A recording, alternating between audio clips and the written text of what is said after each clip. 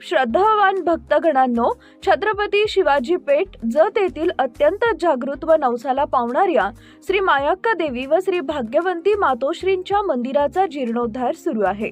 या पवित्र कार्यात भक्तिभावानं सहभागी व्हा। तुमची छोटीशी देणगी ही देवीच्या कार्याला मोठं बळ देईल। संपर्क बसवराज महाराज अलगूर, फोन पे, गुगल पे 97 67 27 22 77।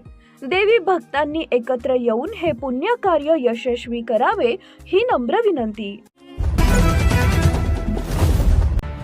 नमस्कार, मी माया। आपण पाहत आहात BBM न्यूज। पाहूया आजच्या काही ताज्या घडामोडी। श्री अंबाबाई मंदिराच्या गाभाऱ्यात साईंदरचा थरार। संतोष मोटे यांच्या सतर्कतेमुळे वन्य प्राण्याला जीवनदान। जत अथणी रस्त्यावरील अंबाबाई मंदिरात आज एका वन्य प्राण्याने दर्शन दिल्याने मोठी खळबळ उडाली। मंदिराच्या गाभाऱ्यात चक्क साईंदर हा वन्य प्राणी आढळून आला। मात्र वन्य प्राणी मित्र आणि मानवाधिकार परिषदेचे जिल्हाध्यक्ष संतोष तुकाराम मोटे यांच्या सतर्कतेमुळे या प्राण्याला सुरक्षितपणे पकडून अभयारण्यात सोडण्यात आले। नेमकी घटना काय? आमचे मार्गदर्शक श्री यशवंत अण्णा शिंदे यांच्या नातीच्या बारशाच्या कार्यक्रमासाठी सर्वजण जत येथे जमले होते। कार्यक्रमानिमित्त अंबाबाई चरणी नतमस्तक होण्यासाठी मंदिरात गेले असता गाभाऱ्यात एक साईंदर लपून बसलेले दिसले। यामुळे भाविकांमध्ये काही काळ भीतीचे वातावरण निर्माण झाले होते। तातडीची कारवाई आणि रेस्क्यू ऑपरेशन।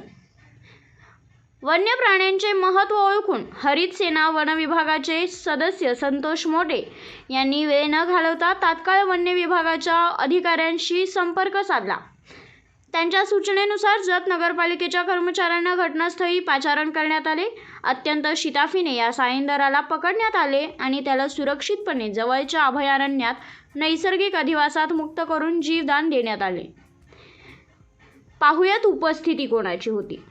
या मोहिमेवेळी संतोष तुकाराम मोटे, सांगली जिल्हाध्यक्ष universal human rights council, Dilip Kore, retired ST लेखाकार, प्रगतशील शेतकरी बसवराज शेंडगे, डॉक्टर दिनेश मडवळे, अमोल चव्हाण, केतन माळी, कृष्णा जाधव, अजय शिंदे, रवी पवार, राहुल शिंदे आणि मारुती पवार उपस्थित होते।